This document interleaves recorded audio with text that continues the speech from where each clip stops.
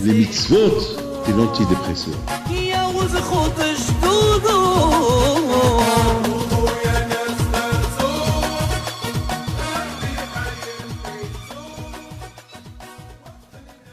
Birshut Moray Rabotai, avec la permission d'Hachem, aujourd'hui on va essayer de comprendre un peu la paracha de la semaine, paracha Hay Sarah, la vie qu'elle a menée Sarah pendant toute une vie à elle, une longue vie de 127 ans, qu'elle a duré des milliers d'années. Pourquoi je dis ce mot qu'elle a duré des milliers d'années? Parce que j'aime toujours expliquer c'est quoi la connexion entre les deux parachutes de El Hay Sarah et la paracha de El Toldot. El Toldot Yitzhak ben Abraham. Si Abraham Avinu alav shalom, il a réussi à donner une bonne éducation à Yitzhak Avinu, c'est grâce à Sarah. S'il n'y avait pas Sarah, à qui Abraham Avinu va donner son éducation? À qui? S'il n'y a pas l'aide de la femme, à quoi sert? Aujourd'hui, vous savez, je reçois tellement du monde et je vois que lorsque la femme elle ne met pas son doigt dans le chinour, l'éducation des enfants, c'est perdu. De l'autre côté aussi, si le mari ne met pas son doigt dans le chinour des enfants, c'est perdu. Donc, elle est Hay Sarah. Elle est Toldot Yaakov ben Abraham. Elle est Toldot Yitzhak ben Abraham. Elle est Hay Sarah. Voici la vie de Sarah. Si Yitzhak Abinu, il a une bonne descendance, c'est parce qu'il y a eu El Hay Sarah, parce qu'il y a eu la vie de Sarah Abinu, qu'elle a consacré cette éducation à son fils, Yitzhak Abinu.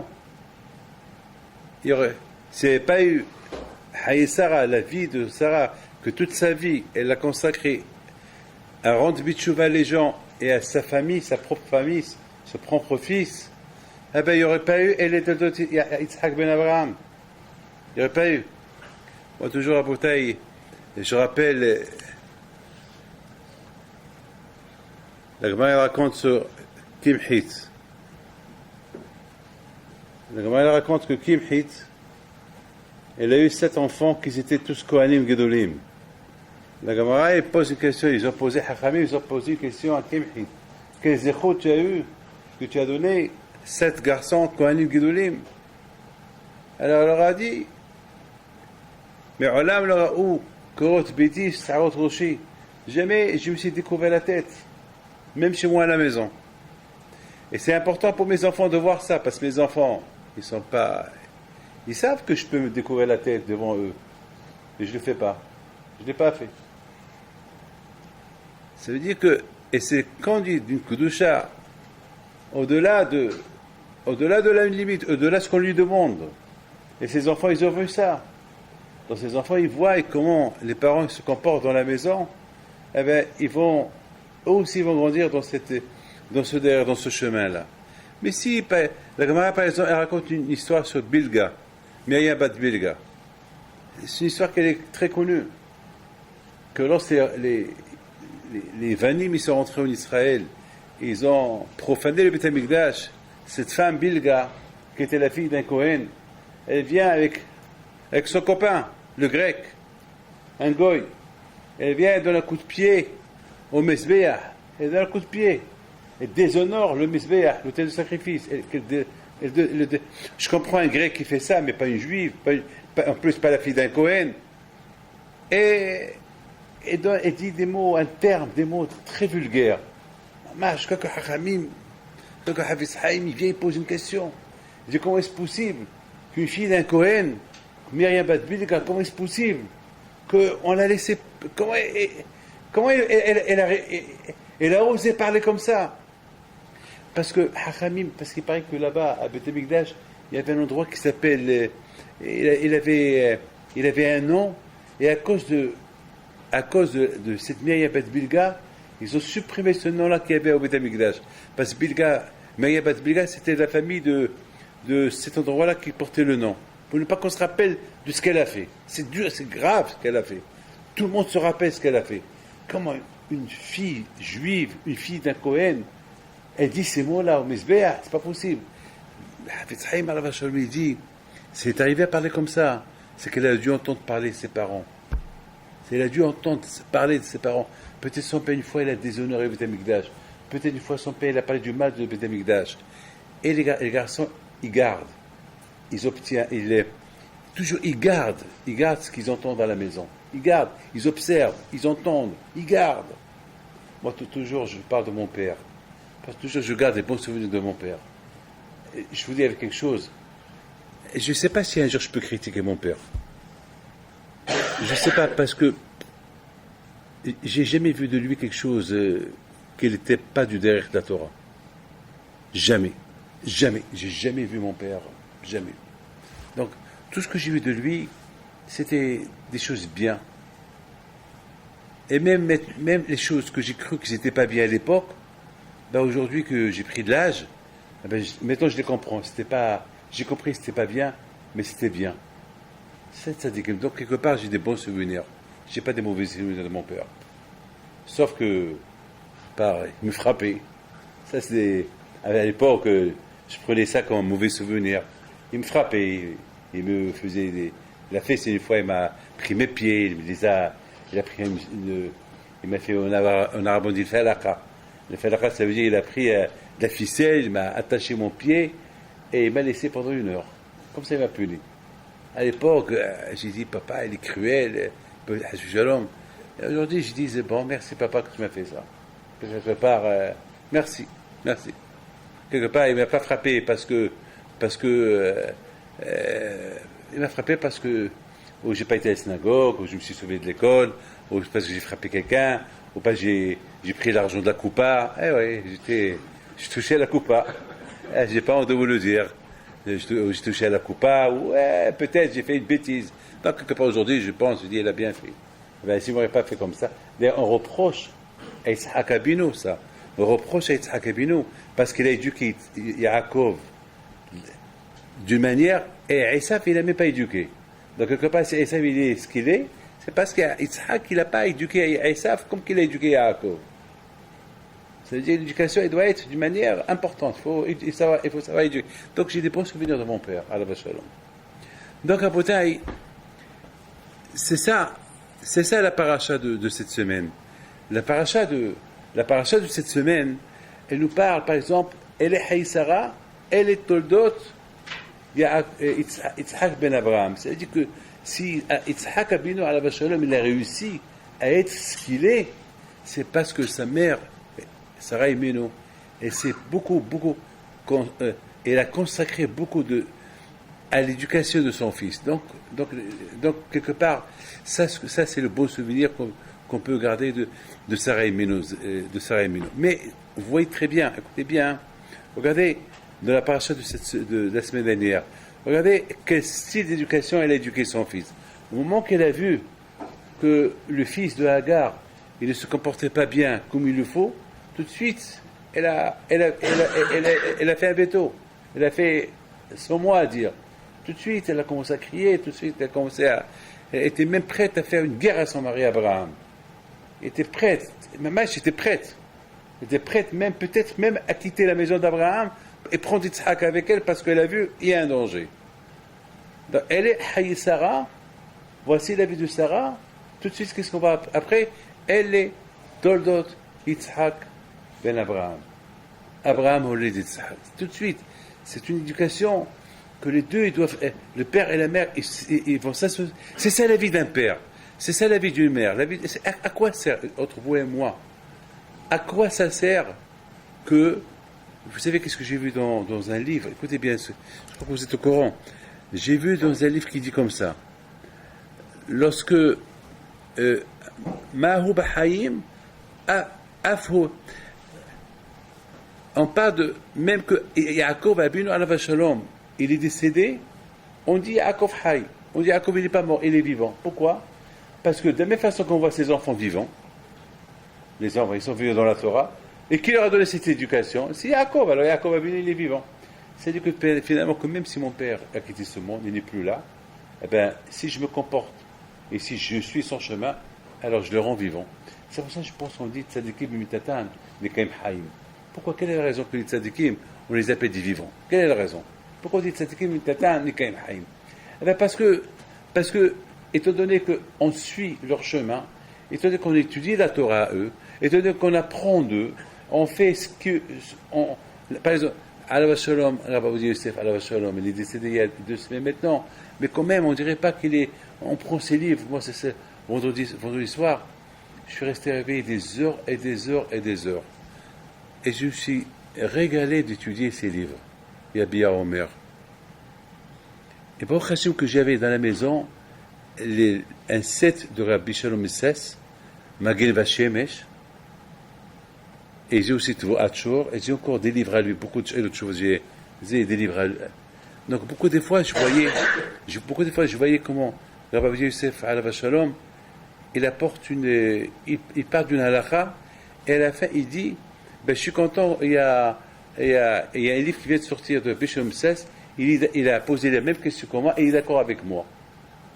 Alors, je voulais voir comment Bishop Misses, il a écrit ça chez Ela Utshuva, comment il a écrit sa question.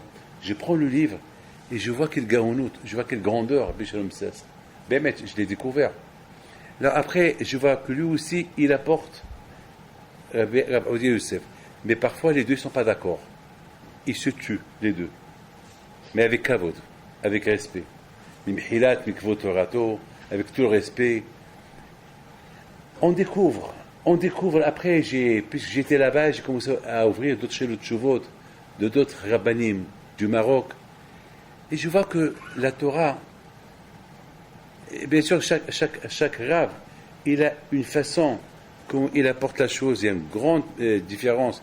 Comment nos frères, les tzadikim ashkenazim, comment eux, ils parlent de halakha ou tshuva, comment ils répondent à une question.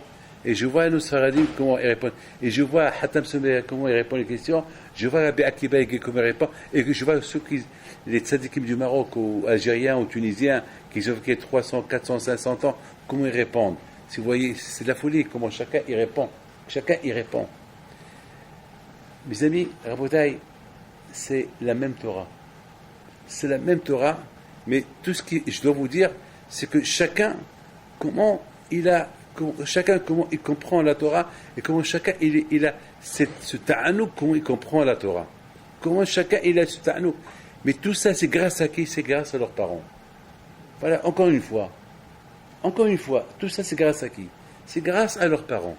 Elle est Toldot, elle est Hayi Sarah, elle est Toldot Yitzhak ben Abraham. C'est tout. Si Abraham a vu, si Yitzhak a vu arrivé, comme il est arrivé, c'est grâce à Sarah, sa mère. C'est grâce à l'éducation que sa mère lui a donnée. Si sa mère ne lui a pas donné cette éducation, ben, Yitzhak Abinu, il ne serait pas ce qu'il est, Yitzhak Abinu aujourd'hui. Et si Yitzhak il n'aurait pas été ce qu'il était, donc Yaakov, il ne va pas être Yaakov. Et si Yaakov, il n'est pas Yaakov, donc les Shbatim ne vont pas être les Shbatim comme ça. Et si les Shbatim aussi, ils ne sont pas comme ça, donc Am Israël, il n'y aura pas Am Israël. Donc tout ça, c'est grâce à Sarah Emine. Elle est Shene Haye et Sarah. Voilà, la vie de Sarah Emine, comment elle a consacré sa vie, toute une vie entière, comment éduquer son fils Yitzhak, eh ben, c'est ça les Tolédotes. Alors, je peux vous dire que les Tolédotes des parents, c'est quoi les Tolédotes de parents? C'est pas avoir des enfants. Et alors, Azma, s'il y a des enfants, c'est des enfants qui vont pas dans le chemin de la Torah, ça sert à quoi? Ça sert à rien du tout. Mais maman, ça sert à rien du tout. À quoi ça sert? Ça sert à rien du tout. Rien que vivre. Surtout aujourd'hui, à Shemishmo, la vie d'aujourd'hui, que bien, les parents ils doivent faire attention. Il y avait quelqu'un, il faut que je vous raconte quelque chose. Hein. Écoutez bien ce que je vais vous raconter. Je sais, c'est grave ce que je vais vous raconter. Mais Akadosh Baruch Hu, il ne me fait pas tromper avec les Dachem. À force de recevoir les gens, ce que j'entends, il y a 15 ans. Voilà, il y a 15 ans. Il y a une femme qui vient me voir, il y a quelque temps, je ne peux pas vous dire quand. avec un grand problème qu'elle a avec tous ses enfants. Mais il y a 15 ans, c'est une femme qui porte le shaitan, qui se couvre la tête. Son mari, je me rappelle, je ne vous dis pas, il prenait des cours de Torah, il a commencé avec nous. Mais à un moment donné, il s'est passé que jusqu'à maintenant il se couvre la tête. Jusqu'à maintenant il se couvre la tête. À un moment donné, elle a fait rentrer la télévision chez elle à la maison. Alors, je me rappelle une fois, j'avais donné un cours de Torah, et j'ai parlé des dégâts que ça peut apporter pour les enfants, une télévision à la maison. Alors, vous savez, il y a même des goïms, des non-juifs. Une fois, j'ai vu des statistiques dans le journal qui disent ce qui tue nos enfants aujourd'hui, qu'on ne peut plus les contrôler, au niveau drogue et au niveau tout, c'est la télévision. C'est ce qu'ils voient. Les goïms eux-mêmes, c'est des statistiques dans les journaux. Je ne parle pas des bêtises. Tout à l'heure, je vous apporte un journal, mais je ne l'ai pas ici. Peut-être je l'ai ici. Je vous apporte un journal que j'ai gardé depuis 5 ans. Un journal Figaro. Figaro, en première page. Les papas et les mamans qui font une manifestation, qui écrivent une lettre au gouvernement, à l'époque c'est Sarkozy, de faire un peu faire attention, sécuriser un peu l'Internet pour les enfants parce qu'ils sont incontrôlables. Ça, c'est les non-juifs qui parlent. Ça, c'est pas des rabbins qui parlent. Ça, c'est pas nous les rabbins qu'on vient parler. Ça, c'est des mamans. Des mamans qui voient que c'est un peu dangereux. Ça commence déjà. Alors, si on voit ce qui se passe aujourd'hui, c'est encore plus grave. Alors, je vois pas de cette femme-là. Elle vient aujourd'hui, je me rappelle à l'époque, il y a 15 ans. Il y a 15 ans, il n'y avait pas tout ce qu'il y a aujourd'hui. Il y a 15 ans, à peine s'il y avait le téléphone. C'est pas tout le monde même qui avait un téléphone portable. C'est pas tout le monde. Donc, il y a 15 ans, et j'avais fait un cours, et elle a eu un peu le courage, la chutzpah, de venir chez moi après, me dire, alors, on ne peut même pas voir les informations. J'ai les informations. Il y a beaucoup de moyens qu'on va apporter les informations pour écouter les informations. Mais de cette manière, vous savez, il y a ça et ça. Il me dit, mais est-ce qu'on ne peut pas être un peu ouvert? Est-ce qu'il faut s'enfermer comme ça? J'ai dit, madame, un jour tu viendras me dire pardon. Parce que là, je ne peux pas discuter avec toi. Là, on va rentrer dans une discussion. Et vous n'allez pas me comprendre. Si déjà vous n'avez pas compris mon message, il n'y a rien à se dire. J'ai rien à vous dire. Sache ce que j'ai dit tout à l'heure, et j'ai parlé de ce que j'ai parlé. Je ne veux pas vous répéter. Vous recommencez tout le cours que j'ai fait. Prenez, réfléchissez, c'est tout. Je ne sais pas qu'on discute. Mais elle est partie avec un sourire qui marque. Qu'est-ce que tu racontes? Qu'est-ce que tu dis? Voilà, vous savez, moi, je suis un psychologue, vous savez, faut tous, je vois ce que vous savez, un psychologue, il faut qu'il sache comment coincer la personne. Vous savez, c'est ça, un psychologue, il faut savoir comment coincer, et comprendre, le problème, c'est pas, à côté, je ne veux pas rentrer dans ce lien-là. Elle vient maintenant, avec tous ses enfants, malheureusement, des bandits, des gangsters, out, hors circuit, hors Torah, hors religion, pas de kippour, rien du tout. Et toujours avec sa perruque. Je ne l'ai pas reconnu. Elle me rappelle son histoire. Dès qu'elle m'a dit à la télévision, j'ai une mémoire, je me rappelle. Je me dis, vous avez raison. Vous avez dit qu'un jour je vais vous dire, vous avez raison. Vous avez raison. Parce que on ne peut pas vivre la vie d'un juif avec ça. Vous avez raison. Quelqu'un qui ne vit pas dans le judaïsme, il vit pas dans le judaïsme, donc il vit comme qu'il veut. Mais quelqu'un qui veut vivre dans le judaïsme, et avec ça, c'est impossible. C'est impossible. Parce que ou ça. Bon, je me suis rendu compte que vous avez raison. Et maintenant, qu'est-ce que je vais faire? Je ne sais pas. Il faut prier à Kadosh Baruch Hu, c'est tout. Il faut prier à Hachem. Kadosh Baruch Hu, il n'y a rien à faire. Je peux pas, j'ai pas de solution. Comment rendre tes enfants dans la teshuva? Ça, il faut prier à Kadosh Baruch Hu, c'est tout. C'est tout, je peux rien vous dire. Alors, c'est ça, mes amis. C'est ça le passouk de Elle Haï Sarah.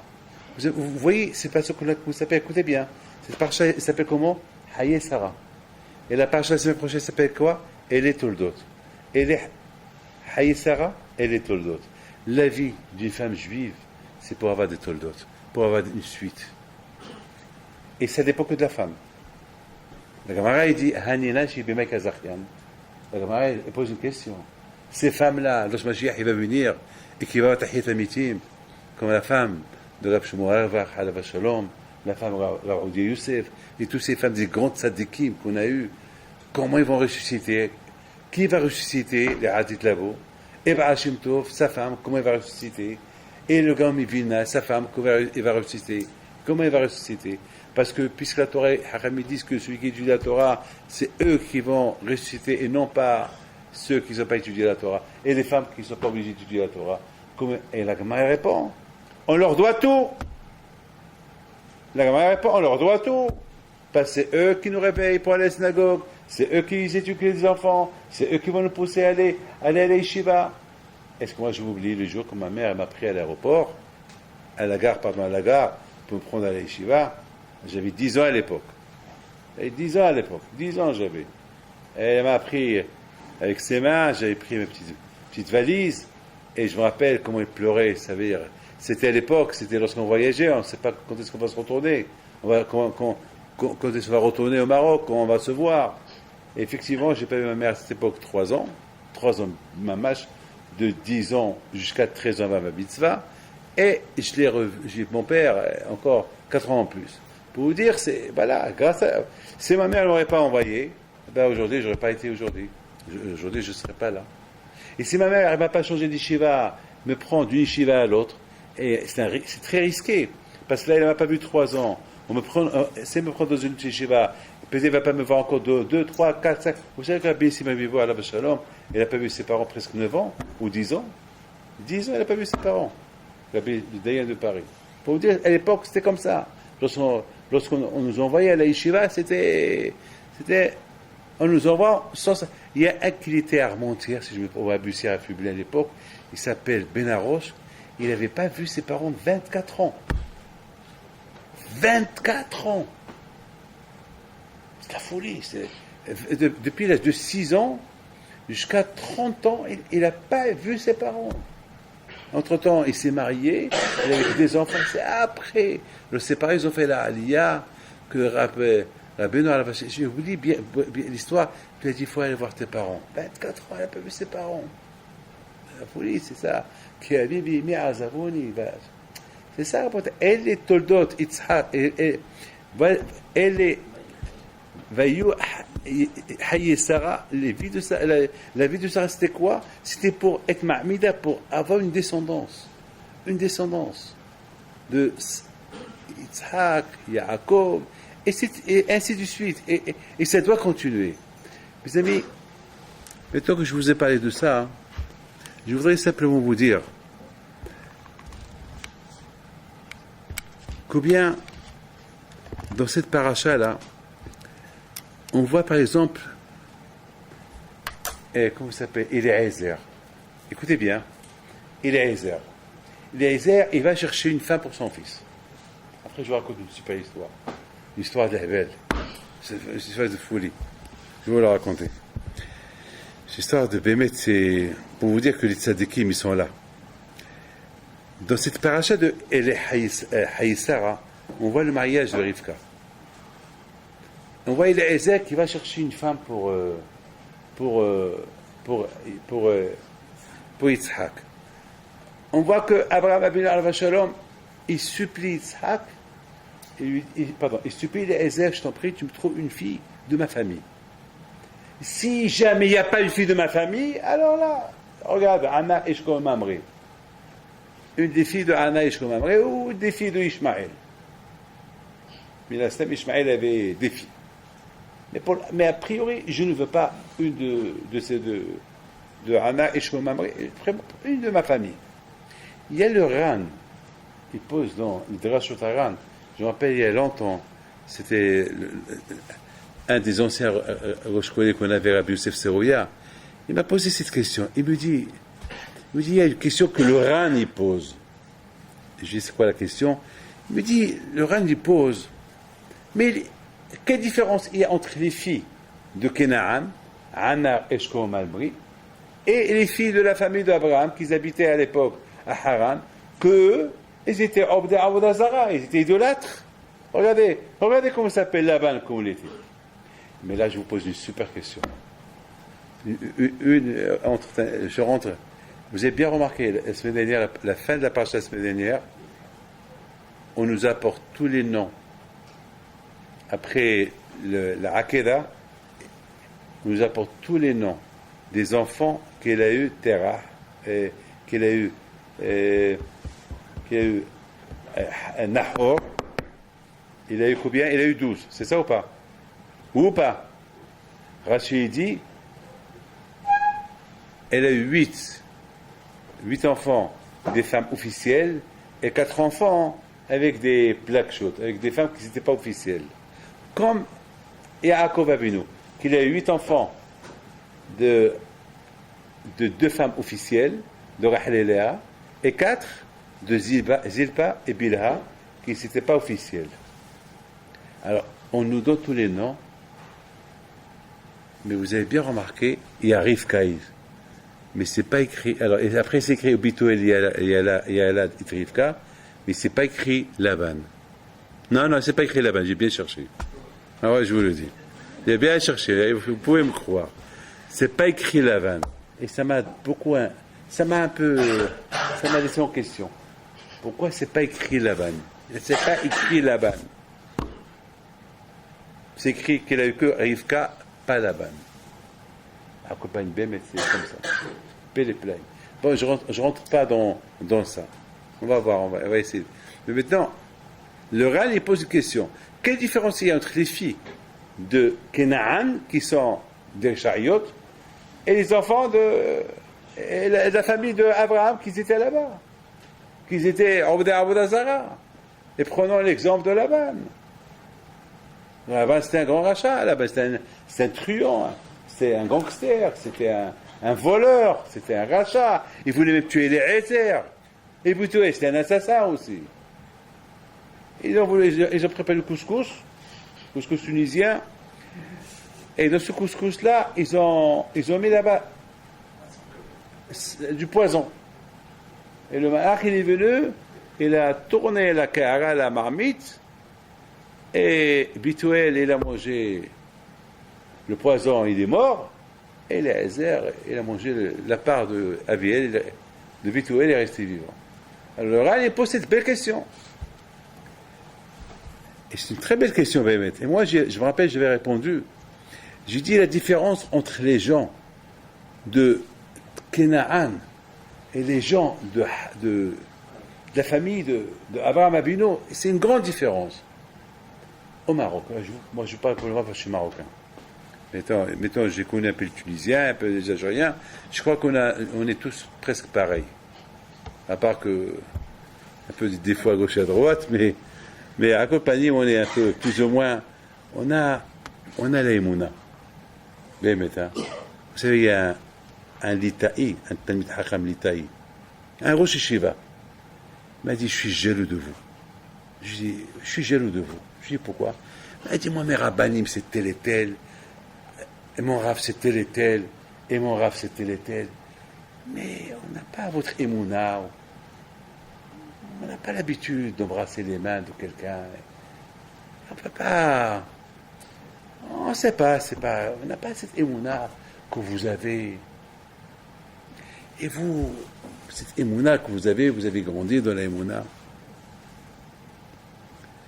J'ai pas de réponse. Je dis, bon, ça c'est un travail. C'est comme ça qu'on nous a éduqués, et c'est comme ça qu'on est. Vous aussi, je dis, si on vous aurait éduqué comme ça, vous aurez été comme ça. Bon, vous n'avez pas été éduqué de cette manière, c'est comme ça. Bon, je peux rien faire pour vous. Malheureusement, malheureusement, vous êtes dans l'erreur, et c'est tout. Bon, c'est comme ça.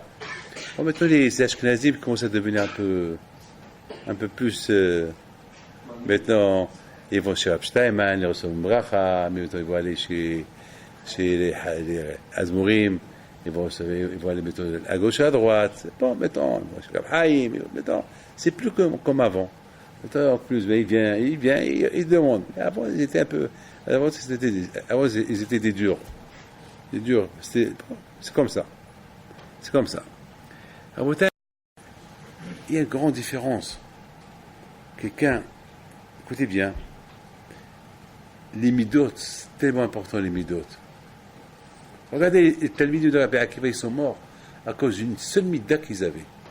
Le nahagu kavod zeveze. Ils étaient grands tzadikim, 100%, ils avaient des bonnes midot.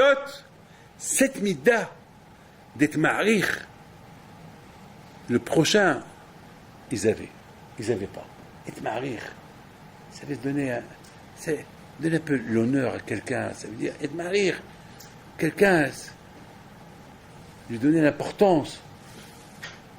Donner l'importance à quelqu'un, ça ils n'avaient pas. Ils ne savaient pas.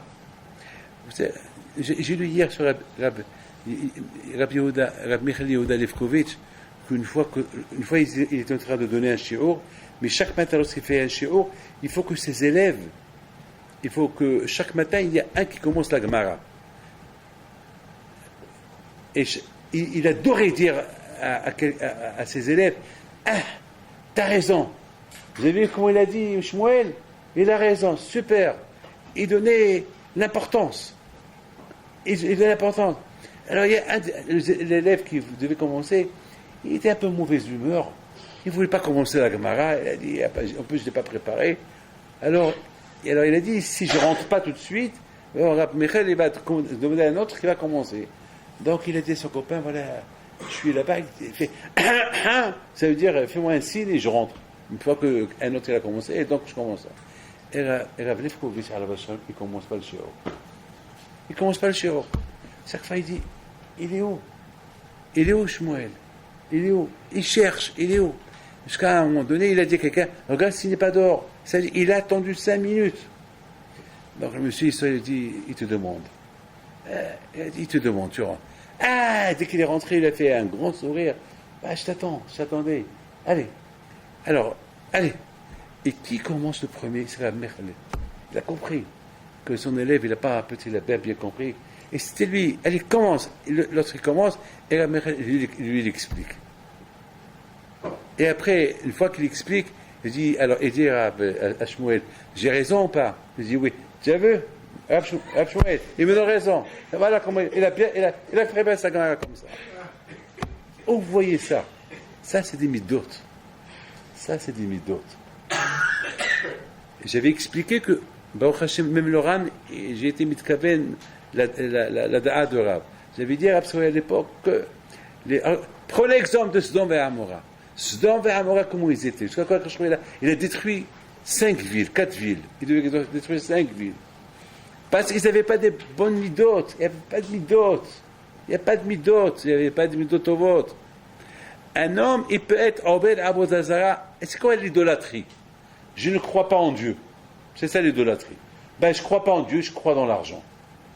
Je ne crois pas en Dieu, je crois que, je ne sais pas, Hasvi Shalom, Dieu n'existe pas. Voilà, c'est ça. Il y a des gens qui n'ont pas cette émouna. Je dois parole d'honneur. Moi, je peux affronter ceux qui n'ont pas l'émouna, mais ceux qui n'ont pas les midotovot, je ne peux pas les affronter. C'est dur. Un homme qui n'a pas de midot, tu ne peux même pas discuter avec lui. Il va te banaliser tout. Quelqu'un qui n'a pas les monas, c'est rien du tout. Il n'a pas les monas, prouve-lui qu'il est Hachem. C'est tout. Prouve-lui qu'il est Hachem, tu vas voir, il va devenir comme un toutou. Tu peux commencer à croire quand je vois au fond.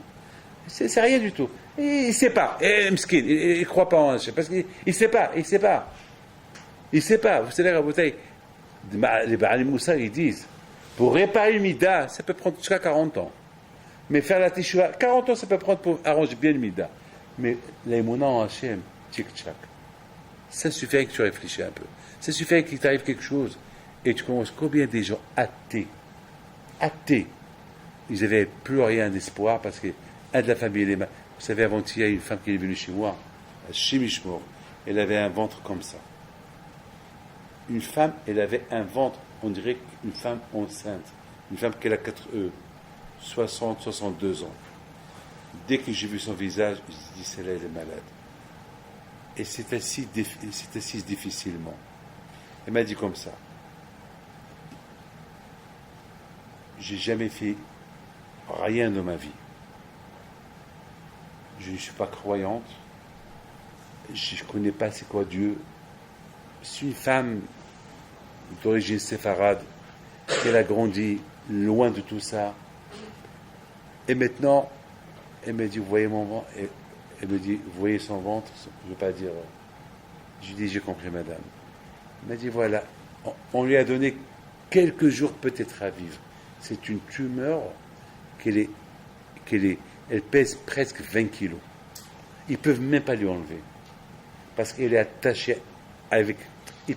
pour lui enlever, il faut lui enlever le cœur, il faut lui enlever tout. Et on ne peut même pas lui enlever. C'est fini. Je dis, qu'est-ce que vous voulez? Il m'a dit, une bénédiction. Je lui dis, lève-toi. Embrasse le Sefer Torah. J'ai un Echad dans mon bureau. Vous savez combien elle a pleuré? Vous savez comment elle a pleuré? Je crois que moi-même, j'ai commencé à pleurer avec elle. Je dis, madame, vous me dites que vous n'êtes pas croyante? Vous me dites que vous n'avez pas fait Kippour? Vous me dites que vous ne faites rien du tout et vous pleurez? L'aïmouna, on la découvre en une seconde. Une seconde. L'aïmouna, elle est en nous déjà. Elle est ancrée en nous.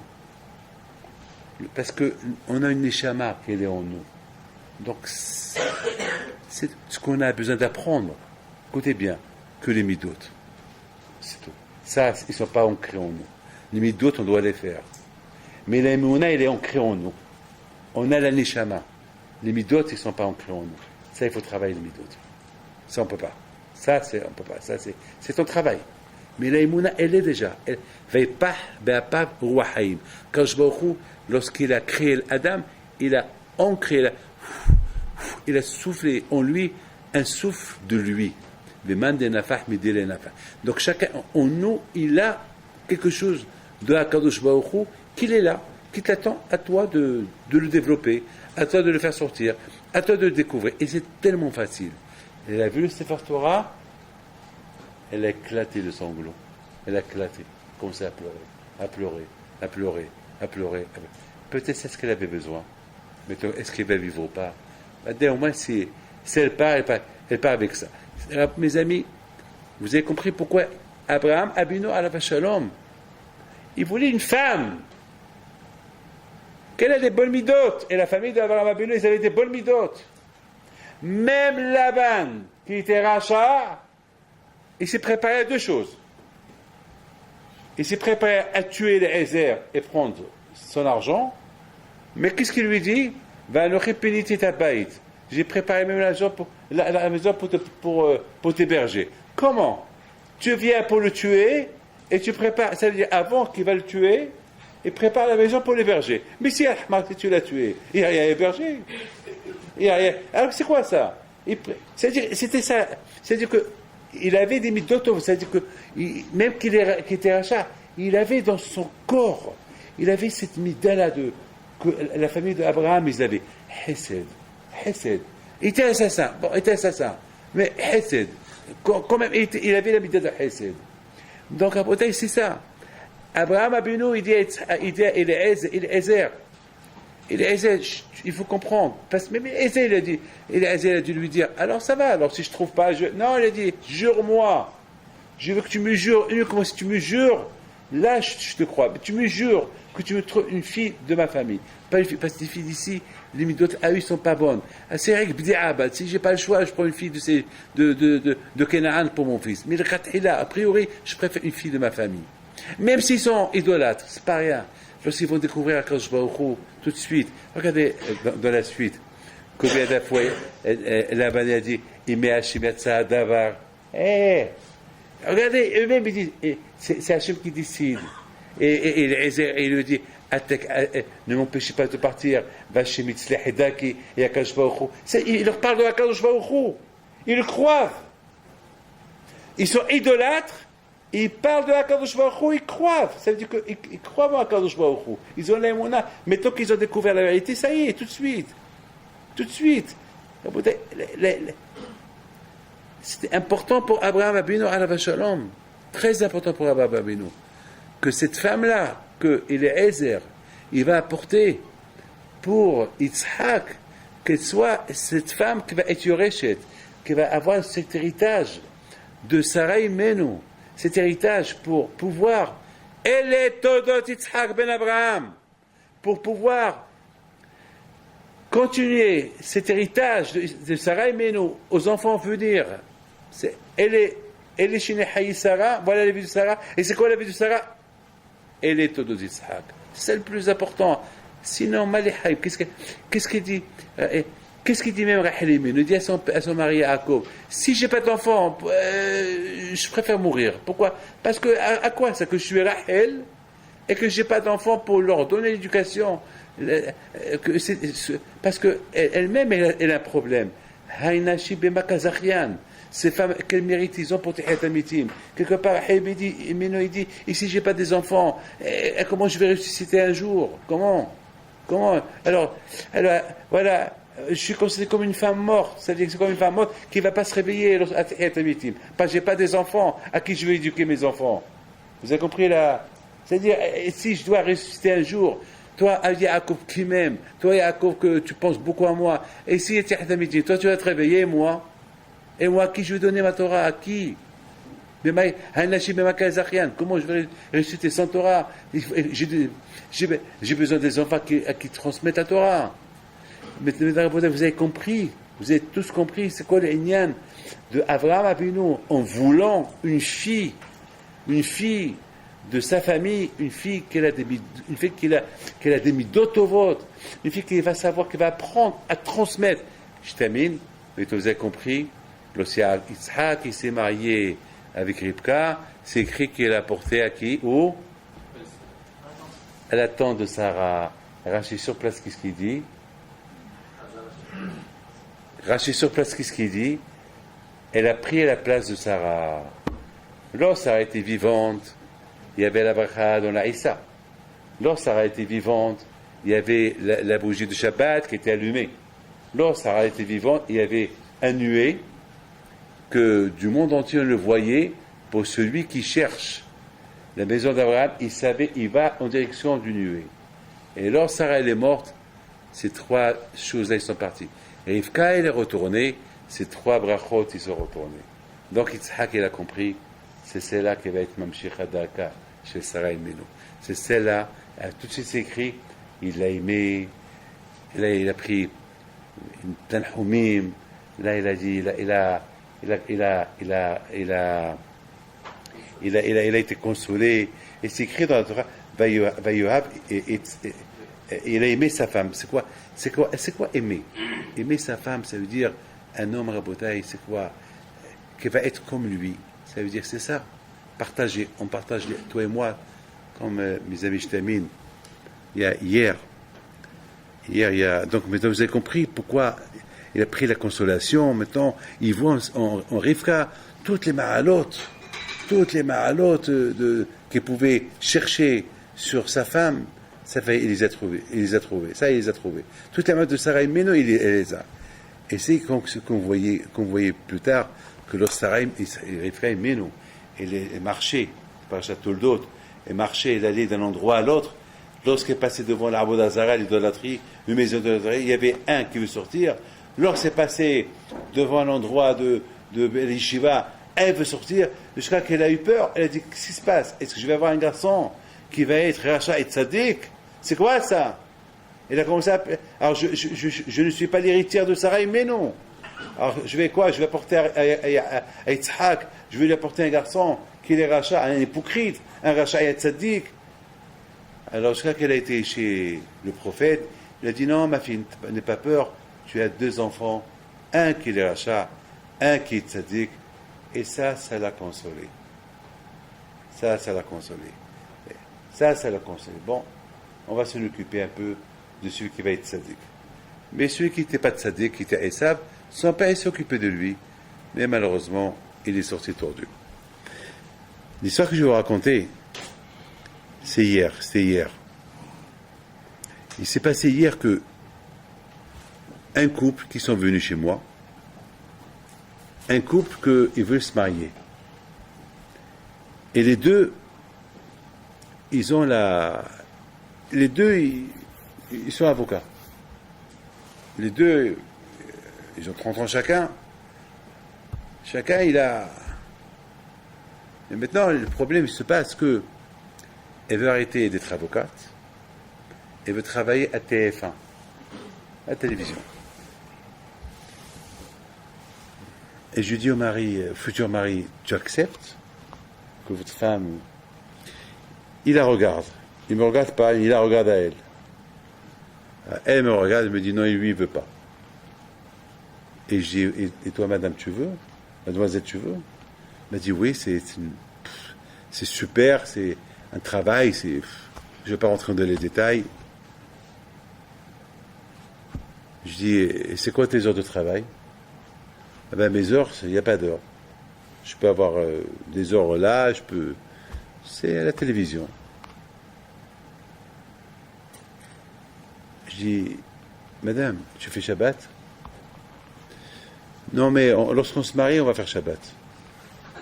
Mais je lui dis, tu sais le travail que tu vas faire? Il n'y a pas de Shabbat.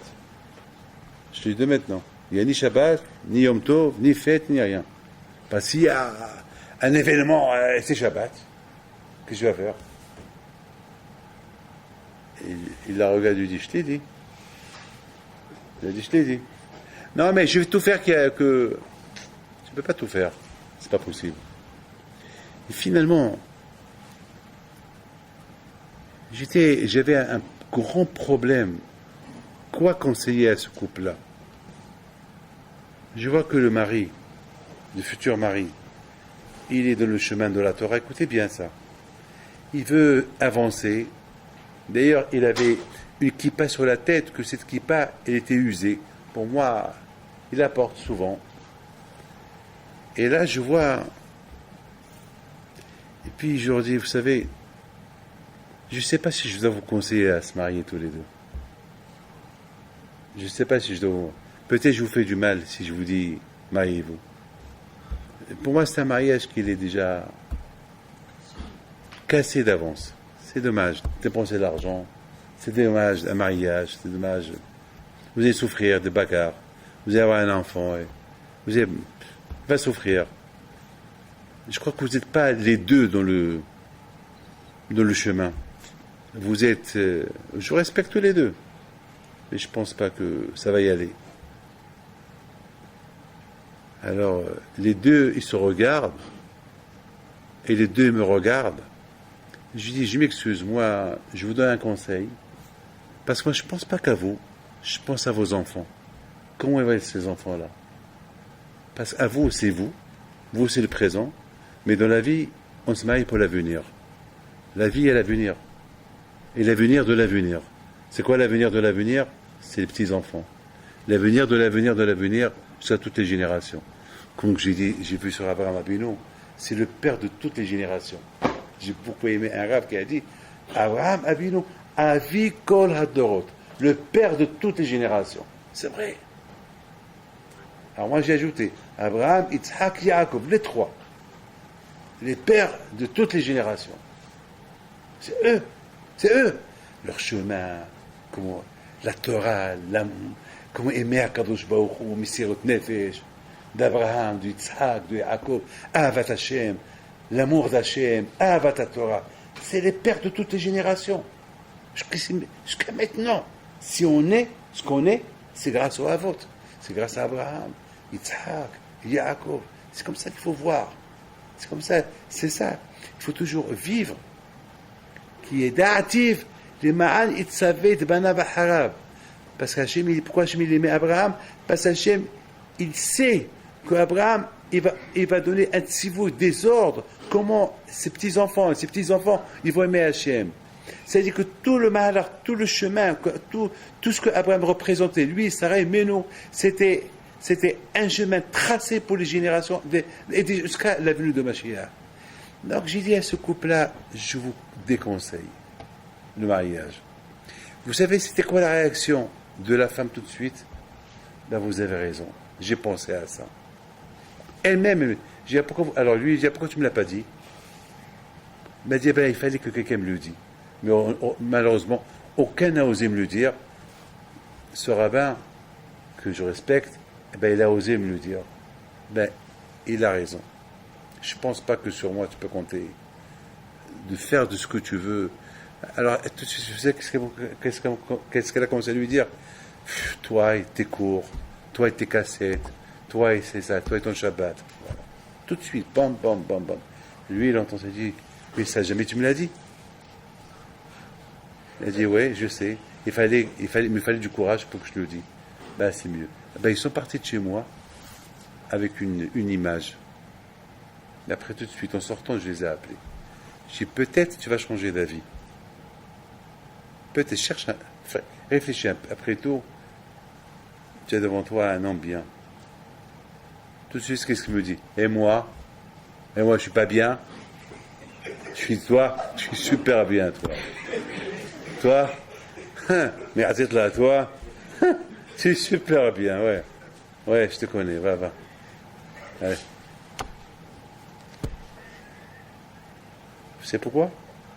Parce que la mère de cette fille-là, elle ne croit en rien. Elle fait rien. Donc elle n'a rien donné à sa fille. On ne va pas les accuser tous les deux. On ne va pas accuser la fille. On ne va pas accuser sa mère. Mais on va accuser le grand-père.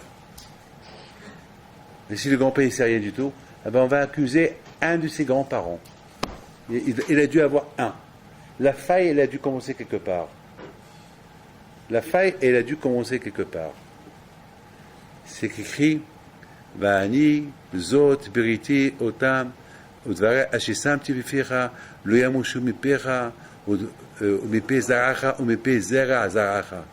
Udvare, Ashisamti Vificha. Ça veut dire, lorsque l'homme il a la parole de la Torah et les mitzvot dans sa bouche, il va les hériter à ses enfants. Ses enfants à ses petits-enfants. Les petits-enfants à des petits-enfants. Mais si l'homme... Et après, ça va être une transmission. Mais s'il n'y a pas de transmission, c'est fini. Voilà, Rabotai. Je vous souhaite beaucoup de bracha, betzlacha, beutagouf, kel ratzon.